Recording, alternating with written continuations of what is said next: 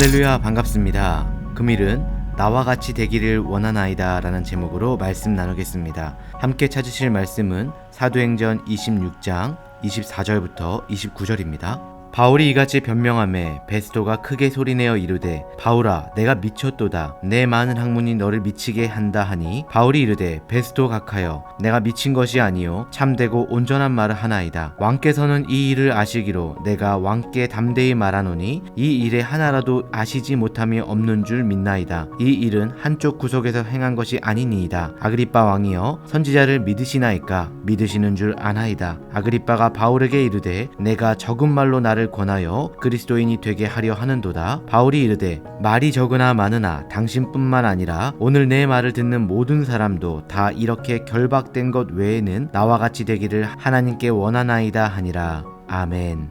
오늘 사도행전 26장은 아그리빠 왕 앞에 선 바울의 이야기로 시작됩니다. 세상은 힘있는 자들에 의해서 움직이는 것 같지만 사실은 보이지 않는 하나님의 손길에 의해서 그분의 섭리대로 움직입니다. 바울이 가이사랴 감옥에 있는 동안 총독이 벨릭스에서 베스도로 바뀌고 그렇게 정권이 교체되었지만 하나님의 사역은 정권과 시대와 문화가 바뀌어도 변함없이 그분의 뜻을 이루어 가셨습니다. 사도행전 26장 1절부터 2절 아그리빠가 바울에게 이르되 너를 위하여 말하기를 내게 허락하노라 하니 이에 바울이 손을 들어 변명하되 아그리빠 왕이여 유대인이 고발하는 모든 일을 오늘 당신 앞에서 변명하게 된 것을 다행히 여기나이다. 베스도 총독은 친구 아그리빠 왕에게 도움을 청하였습니다. 그 다음날 큰 재판장에 수많은 사람들을 배석시킨 가운데 이 아그리빠 왕과 베스도 총독이 나와서 재판하기 시작하였습니다. 아그리빠 왕은 유대인들 사이에서 아주 막강한 힘을 가진 사람이었습니다. 유대의 왕이기 때문에 대제사장들을 임명하고 종교 지도자들을 장악했던 인물입니다. 바울은 그 아그리빠 왕 앞에서 자신에 대해서 말하게 된 것을 아주 다행히로 여긴다는 말입니다. 되게 많은 사람들은 이런 기회가 주어지면 자신의 무고함을 증명하려고 애를 씁니다. 그러나 바울의 관심은 자기의 무고함을 증명하는 것이 아니었습니다. 바울은 이 기회를 통해서 오히려 예수님을 증거할 수 있는 그런 계기로 사용하기로 결심하였습니다. 이 아그리빠 왕과 베스도가 정치적 영향력을 가시하기 위해서 수많은 유명 인사들을 이곳에 배석시켰는데 바울의 눈에는 이 사람들조차도 모두 전도 대상자들이었다는 것입니다. 이렇게 바울은 기회만 되면 자신이 만난 예수님을 간증하려고 했습니다. 이것은 그만큼 예수님을 만난 그 사건이 중요한 의미를 가지고 있기 때문입니다. 오늘 여러분과 저희 삶에서도 이러한 터닝 포인트를 체크해 보시기 바랍니다. 예수님을 만난 간증이 있는지 돌아보시는 은혜의 시간 되시길 주님의 이름으로 축복합니다.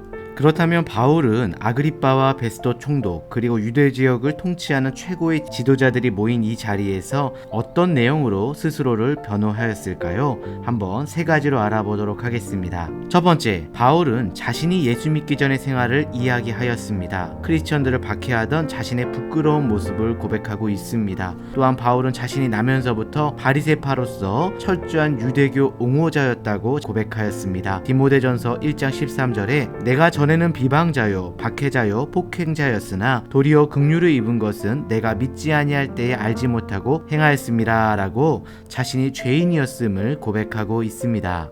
두 번째는 바울이 예수 그리스도를 만나게 된 과정을 이야기하였습니다. 그리스도인들을 박해하던 바울이 다메섹 도상에서 주님을 만나고 꼬꾸라졌다라는 자신의 간증에 대해서 자세히 이야기하였습니다. 여기서 꼬꾸라짐이란 완전히 주님 앞에 지난 죄를 회개한 것을 의미하고 있습니다. 세 번째로 바울은 예수님을 만난 그 이후의 생활을 간증하였습니다. 바울은 예수님을 만난 이후 그의 사명이 완전히 바뀌게 되었습니다. 그래서 바울은 크리스찬들을 체포하러 가는 것이 목적이 아니라 이제는 크리스찬들을 살리게 되는 것이 그의 목적이 되었습니다. 즉 올바른 목적을 발견하였고 올바른 사명의 삶을 살기 시작한 것이죠. 이렇듯 바른 목적에 따라 살게 되면 삶의 기준과 범위가 달라지게 되고 만나는 사람들이 달라지게 되는 것입니다. 그리고 복음에 관련된 하나님이 준비한 사람들을 만나게 되는 것입니다. 오늘 이 바울의 간증에서 아주 중요한 포인트가 있습니다. 그것은 예수님을 만나기 전과 후의 명확한 변화입니다. 비포 앤 애프터가 확실하다는 것입니다. 예수 그리스도의 종된 바울은 다메섹 도상에서 꼬꾸라진 이후에 주인 대신 주님 앞에서 온전한 종과 증인의 모습으로 살았습니다. 나는 주님의 종이다. 그리고 나는 주님의 증인이라는 사실을 잊지 않았습니다. 여러분, 종이 되었다라는 말이 무슨 말입니까? 간단합니다. 자기의 의지가 없다는 것입니다. 그럼 증인이 되었다는 말은 무슨 말일까요? 눈으로 보고 경험한 것을 그대로 전하는 사람입니다. 자기의 생각과 의견을 전하는 것이 아니라 보고 들은 대로 전하는 사람입니다. 원래 바울은 그런 사람이 아니었습니다. 주님을 만나기 전에 평생 지도자가 되기 위해서 공부한 사람입니다. 믿기 전에는 자신의 꿈과 야망을 이루고 싶은 사람이었습니다. 그런데 주님을 만나는 그 순간 그가 꼬꾸라진 것입니다. 이제는 더 이상 세상의 가치가 아닌 예수님의 권위 밑에 들어가는 사람이 되었습니다. 하나님의 비전과 그 나라의 확장을 위해 달려가는 사람이 된 것입니다. 그렇게 주님의 종이 되니까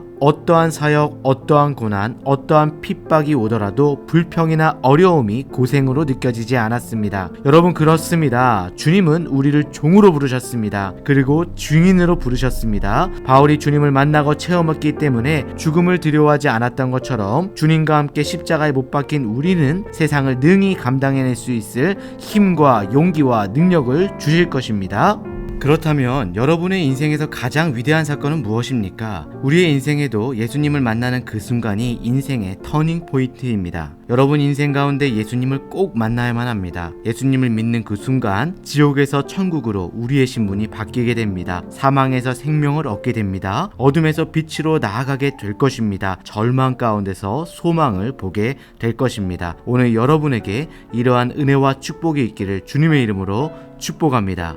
그렇다면 사도 바울의 간증을 듣던 사람들의 반응은 어떠했습니까? 사도행전 26장 24절, 바울이 이같이 변명하매 베스도가 크게 소리내어 이르되 바울아 내가 미쳤도다. 내 많은 학문이 너를 미치게 한다 하니. 로마 총독 베스도가 바울에게 크게 소리 질렀습니다. 그는 바울이 특급 엘리트라는 것과 유대인 최고의 학자 가말리엘의 문화의 수제자이고 로마의 고급 교육을 받은 로마 시민권자라는 것을 잘 알고 있었습니다. 바울아, 내가 너무 많은 지식으로 인해서 결국엔 미쳤구나. 왜냐하면 바울의 말이 베스도의 인간적인 생각으로는 도저히 이해할 수 없는 그런 수준에 이르렀기 때문입니다. 예수 그리스도의 십자가와 부활과 다메섹 도상에서 주님을 만난 사건들은 자신의 인간적인 이성으로서는 도저히 이해할 수 없는 그런 것들이었습니다. 여러분, 그렇습니다. 세상적인 지식으로는, 그런 이성으로는 복음을 절대 이해할 수 없습니다. 먼저 믿어야 알게 되는 것이고